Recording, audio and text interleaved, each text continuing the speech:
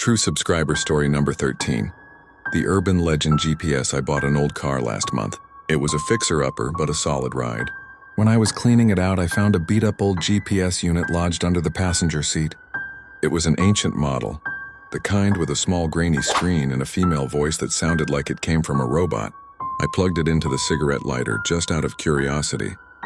The screen flickered to life and a single address was programmed in. It was a local address, but not a real one. It was the address of the Devil's Crossroads, a local urban legend about a place where people would make deals with the devil. I just laughed it off and kept it plugged in. A few days later, I was running late for a job interview. My phone died and I was lost. Out of desperation, I tapped the screen on the old GPS. The robotic voice from before spoke. "Proceed to the Devil's Crossroads." I told it no, I needed directions to the office building. "Turn left in 500 feet, it said. "You're getting close, don't worry. I'll get you there."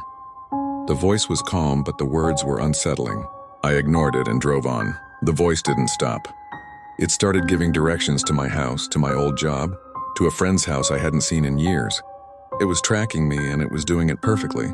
That night, I was sitting on my couch watching a movie. My phone vibrated. It was a text message. It was a picture of me sitting on my couch watching a movie. The text read, "Enjoying the movie? It's a good one."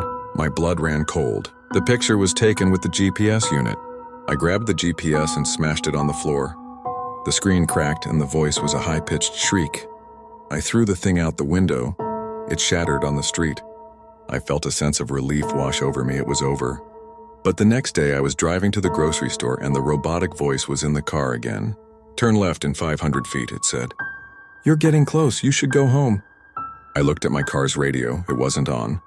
The voice was coming from somewhere else. I drove home and the voice didn't stop. It was a whisper now and it was telling me things. Things about me, things no one knew. "You're afraid of being alone," it said. "You're afraid of the dark. You're afraid of the devil." I ran into my house and locked the door. The voice was in my head now and it was getting louder. "Don't you want to make a deal?" it said. "I can give you everything you want. All you have to do is go to the Devil's Crossroads." I ran to my room and turned on all the lights. But the voice wouldn't stop. It told me the address of the Devil's Crossroads. I knew the address. It was the same as my house. I ran to my car and I drove away. But the voice was still in my head and it was telling me to turn around. "You're getting close," it said. "You should go home." Do you ever wonder if the GPS in your car is taking you to a place you don't want to go?